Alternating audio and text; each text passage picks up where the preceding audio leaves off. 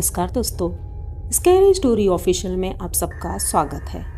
आज की कहानी की तरफ बढ़ने से पहले चैनल को सब्सक्राइब कर लीजिए और अगर कहानी अच्छी लगती है तो प्लीज़ लाइक एंड कमेंट करना मत भूलिएगा। दोस्तों, आज की कहानी बहुत ही ज़्यादा डरावनी है। ये नई बात नहीं है, ये तो हर बार ही बोलते हैं, लेकिन आप पूरी कहानी जब सुनेंगे तब आपको एहसास होगा कि क्या है कहानी में। तो कहानी की तरफ बढ़ते हैं। कहानी है अमित की। अमित कानपुर में रहता है और एक प्राइवेट कंपनी में जॉब करता है। अभी उसकी उम्र लगभग 25-26 साल है और शादी नहीं हुई है। घर से अलग दूर रह रहा है और अकेले रूम ले लिया है उसने अभी, और वहीं पर रहता है। घर में पूरी फैमिली है, गांव में मम्मी पापा बहन भाई छोटे। अमित सबसे बड़ा है, इसलिए उसके ऊपर रिस्पॉन्सिबिलिटी बहुत ज़्यादा है। अमित कंपनी में जॉब लगने के बाद बहुत खुश था और उसने सोचा था घर की कुछ मदद कर पाऊँगा, लेकिन उसमें पैसे इतने बच नहीं पा रहे थे, रोज़ अप डाउन करना पड़ता था। इसलिए उसने सोचा क्यों ना एक यहीं पर कम बजट में रूम मिल जाए तो ठीक है। रूम तो मिल जाता है, सस्ता भी रहता है, लेकिन वो आउटर में रहता है। वहाँ से कंपनी जाने के लिए उसे कन्वेंस भी अच्छा खासा खर्च करना पड़ता था, लेकिन अब मजबूरी थी क्योंकि इतने पैसे नहीं थे कि महंगा रूम ले सके, तो उसने वो रूम तो ले लिया। अब रूम देखा तो ठीक ठाक था, कॉलोनी आउटर में थी, तो मतलब इतना ज़्यादा अच्छा तो नहीं, लेकिन ठीक ठाक ही था। अब उसने शिफ्ट तो कर लिया सामान, और पहली रात बहुत अच्छे से गुजरी उसकी, क्योंकि इतना थका हुआ था। उसने सामान शिफ्ट किया, अपना थोड़ा बहुत जो सामान लेकर आया था। दूसरे दिन सुबह होते ही वो ऑफिस चला गया। ऑफिस से जब आया तो उधर ही से वो होटल से खाना खा कर आया और सोचा कि बस अब सो जाएंगे, क्योंकि 9 बज गया था और सुबह जल्दी ही उठना है, घर की साफ़ सफाई भी करनी है, तो इसलिए वो सो जाता है। रात के लगभग 11 बजे उसे महसूस होता है कि कोई उसके रूम के बाहर खड़ा है और उसे घूर रहा है। ऐसा कैसे हो सकता है? इसे लगा मतलब सपना है। उसने आंखें खोली, इधर उधर देखा तो उसे लगा सपना ही होगा, कोई बाहर हो सकता है, सपने में मुझे ऐसा लगा हो। दूसरी करवट लेकर सो जाता है। अचानक से उसे महसूस होता है उसके पीछे कोई खड़ा है, उसके कंधे पर हाथ रखता है। वो तुरंत से एकदम पलट पड़ता है और जब देखता है उसकी आंखें फटी की फटी रह जाती है। वहाँ पर एक लड़की थी जो घायल थी, रो रही थी। सफ़ेद रंग की लंबी सी फ्रॉक पहनी थी उसने। उसकी उम्र लगभग 17-18 साल थी और वो देखने में तो बहुत ही खूबसूरत लग रही थी, लेकिन चोट के निशान कैसे। एकदम से उठकर बैठता है और कहता है, तुम कौन हो और यहाँ कैसे आई? दरवाज़ा तो मैंने बंद कर लिया है। तो वो रोने लगती, बहुत ज़ोर ज़ोर से एक कोने में बैठ जाती है। अमित को कुछ भी समझ नहीं आ रहा था। अमित तो कहता है, कमरा तो छोटा है, सिर्फ एक किचन ही है, लेकिन हाँ, किचन में मैं गया नहीं। तो कहता है, क्या तुम किचन के अंदर थी, वहाँ छुपी थी? तो वो कहती, हाँ मैं किचन में ही रहती हूँ। तो अमित कहता, तुम किचन में रहती हो?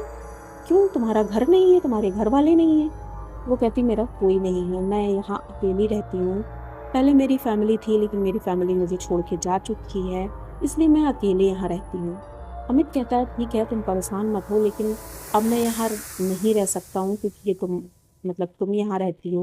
वो कहती, नहीं मुझे कोई प्रॉब्लम नहीं है, अगर तुम यहाँ रहोगे भी तो कम से कम मैं भी तुमसे बात कर सकती हूँ और हम दोनों साथ में रह लेंगे, कोई दिक्कत नहीं है। अमित कहता है, इसको कोई दिक्कत नहीं, लड़की होकर के इसको कोई दिक्कत नहीं है? कहता, चलो ठीक है कोई बात नहीं, मैं तो डर गया था कि दरवाज़ा मैंने लॉक किया है और यहाँ कौन है। कहती, नहीं मैं यहाँ सालों से रह रही हूँ, बस खाना नहीं मिलता है, बहुत कम कभी कदार मिल जाता है तो खा लेती हूँ जो कुछ मिलता है। तो अमित कहता है, चिंता मत करो, अभी तो मेरे पास बिस्किट पड़े हैं, अगर बिस्किट खाना हो तो बिस्कुट ले लो। तो कहती है कि ठीक है, वो बिस्किट देता है और वो खा लेती है। उसके बाद अमित सो जाता है। वो लड़की वहीं नीचे चाटाई बिछा लेती है, वहीं पर वो सो जाती है। सुबह होती है पर वो लड़की नहीं थी वहाँ पर। अमित इधर उधर देखता है और कहता है कि आखिर वो कहाँ चली गई, अभी तक तो मैंने उसका नाम भी नहीं पूछा, वो है कौन? अब ये, लेकिन इसे ऑफिस जाना था तो उसने सोचा कि ठीक है अब जो भी है हो सकता है बाहर चली गई हो, क्योंकि दरवाज़ा खुला हुआ था। तो इसे लगा हो सकता है बाहर किसी काम से गई होगी। लेकिन जब वो 8 बजे तक नहीं आती है तो ये ऑफिस चला जाता है, दरवाज़ा ताला लगा देता है बाहर से और चला जाता है, क्योंकि सामान भी था तो सेफ्टी ज़रूरी है। लेकिन अब ये सिलसिला रोज़ चल रहा था, रोज़ रात में वो आती थी और सुबह चली जाती थी। ये बात अमित को कुछ अखर रही थी, बल्कि अमित उसके कहीं ना कहीं प्यार में पड़ रहा था, क्योंकि वो इतनी खूबसूरत थी, इतनी भोली थी और इतनी दुखियारी, इतने प्यार से वो बोलती थी कि अमित को वो चीज़ें बहुत ज़्यादा अच्छी लगती थी, कि जिस तरह से वो बात करती थी, एकदम सिंपल लड़की। लेकिन आखिर ये ऐसा करती क्यों है? उसने सोचा कि आज रात मैं इससे बात करूँगा अच्छे से और पूछूंगा, क्योंकि रोज़ तो ये ज़्यादा कुछ बोलती नहीं है, आज मैं पूछूंगा। ऐसा ही होता है। आज 5वां दिन था। ये शाम को जब ऑफिस से घर आता है तो खाना लेकर आता है उसके लिए भी। तो वो देखता है कि वो किचन के एक कोने में बैठी है और इसे एकटक देख रही है। तो ये बुलाता है कि तुम वहाँ क्यों बैठी हो, इधर बेड पर बैठो आके। तो वो धीरे धीरे आती है, नीचे बैठ जाती है। जब वो नीचे बैठती है तो ये कहता है कि मैं तुमसे कुछ बात करना चाहता हूँ, पहले तो अपना नाम बताओ। तो उसने कहा मेरा नाम रिया है। अच्छा, 5वें दिन मुझे नाम पता चला तुम्हारा, नाम तो अच्छा है। तो और तो वो कहती है और कुछ नहीं पता। अच्छा ठीक है, लो खाना खा लो और थोड़ा अपने आप को क्लीन करके रखा करो, कपड़े नहीं है तुम्हारे पास? कहती नहीं, मेरे पास कपड़े नहीं हैं। इतनी बातें होती हैं। अब अमित को शायद उससे प्यार होने लगा था। अमित उसकी केयर करना चाहता था, लेकिन वो और कुछ बोलती ही नहीं थी, बस वो चुपचाप रहती थी, बहुत शांत सी। ये बात अमित को अखर रही थी कि वो अपने अंदर की बात बताती क्यों नहीं है। ये 5वां दिन था जब उससे इतनी ही बात हुई। उसके बाद सुबह फिर ये ऑफिस चला गया। जब लौट रहा था ऑफिस से तो बड़ा खुश था, क्योंकि उसने एक ड्रेस खरीदी थी रिया के लिए। ड्रेस लेकर आ रहा था, नीचे ही मकान मालिक के बच्चे खेल रहे थे, उनकी वाइफ भी थी। तो उन्होंने पूछा, अरे भैया आज क्या कुछ सामान लेकर आए हो? तो अमित कहता है, हाँ आंटी जी, वो रिया है ना, रिया के लिए लेकर आया हूँ, क्योंकि उसके पास एक ही फ्रॉक है ना और वो बहुत परेशान रहती है, कपड़े गंदे हैं। अब उनकी मकान मालिक एकदम से उठकर खड़ी होती है। क्या, किसके लिए? तो अमित कहता है, रिया जो मेरी रूममेट है ना, आपने ही तो रूम दिया होगा और उसने कहा कि हम दोनों हाफ हाफ पे कर देंगे और हम रूममेट रह जाएंगे। अब उनकी मकान मालकिन कहती, तुम्हारा दिमाग तो ठीक है, वो रूम खाली है और वो रूम इसीलिए मैंने तुमको दिया है क्योंकि वो खाली है। अमित कहता है, नहीं, उसमें रिया है मेरे साथ, वो 5 दिन से बराबर रह रही है और वो अभी भी रूम में ही होगी। तो उसकी मकान मालकिन कहती है, ऐसा हो ही नहीं सकता है। अमित बहुत गुस्सा आता है, कहता है, क्या मैं झूठ बोल रहा हूँ? 1 दिन की बात हो, 2 दिन की बात हो तो समझ सकता हूँ, लेकिन मैं तो 5 दिन से उसके साथ रह रहा हूँ और पूरे 6 दिन हो गए मुझे यहाँ आए हुए, यानी कि शुरुआत से ही वो मेरे साथ है। अब ये मकान मालकिन कहती है, चलो ठीक है, दिखाओ मुझे। अब ये रूम में जाते हैं, लेकिन वहाँ रिया नहीं थी। पूरे रूम को ढूंढ डालता है, वो आवाज़ देता है लेकिन वहाँ नहीं थी। चुपचाप खड़ा हो जाता है, क्योंकि वो गलत साबित हो रहा था उस समय। मकान मालकिन उसे लेकर नीचे आती है और कहती है कि तुम जितनी जल्दी हो सके ये रूम खाली कर दो। अमित कहता है, क्यों? कहता है, क्योंकि रिया जिसकी तुम बात कर रहे हो वो मर चुकी है। वो हमारी बेटी थी और वो इस घर में अपने पति के साथ रहने आई थी किराए पर, क्योंकि लव मैरिज उसने की थी। तो घर से हमने निकाल दिया था और उनके घर वालों ने भी निकाल दिया था। तो लेकिन जब इसने बहुत रिक्वेस्ट किया तो इनके पापा ने कहा, ठीक है, तुम किराया पे करो और इस कमरे में रह लो।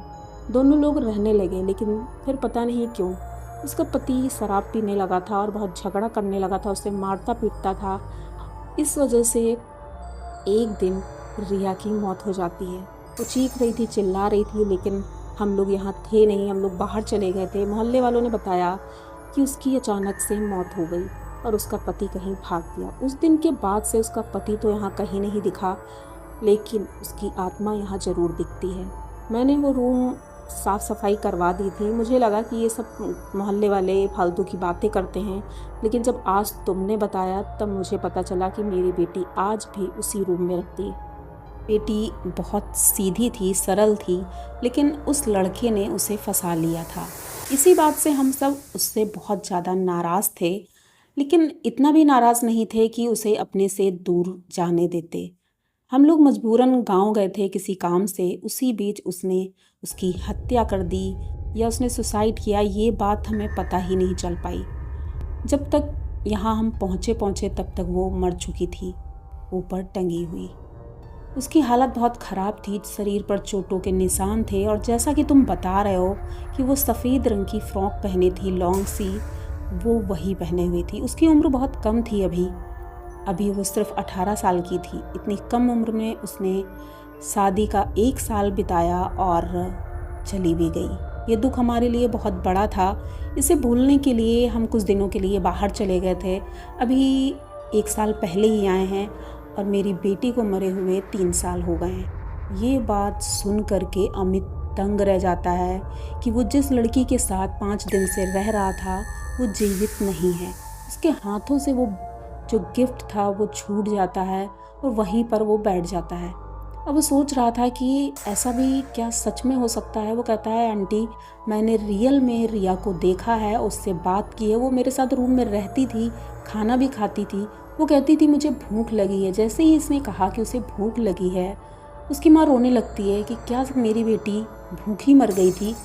अब ये तुरंत उसका क्रियाकर्म करवाती हैं बहुत अच्छे से, वैसे भी करवाया ही था, और इन्होंने दोबारा से उसे मुक्ति के लिए पूजा करवाई और शायद अब उसको मुक्ति मिल गई होगी। अमित तो वो रूम छोड़कर चला गया, लेकिन वो एक्सपीरियंस वो आज तक नहीं भूल सकता, क्योंकि ये बहुत ही ज़्यादा डरावना था। जब आपको पता चले कि आप किसी भूत या चुड़ैल के साथ रह रहे हो तो ये कितना डरावना होगा। तो अमित की ये स्टोरी आपको कैसी लगी? अगर अच्छी लगी हो तो प्लीज़ चैनल को सब्सक्राइब करिए, लाइक कमेंट करिए, शेयर करिए और बने रहिए हमारे साथ। और भी अच्छी अच्छी कहानियाँ आने वाली हैं। तो बस मिलते हैं फिर कई नई कहानी में। तब तक के लिए डरते रहिए।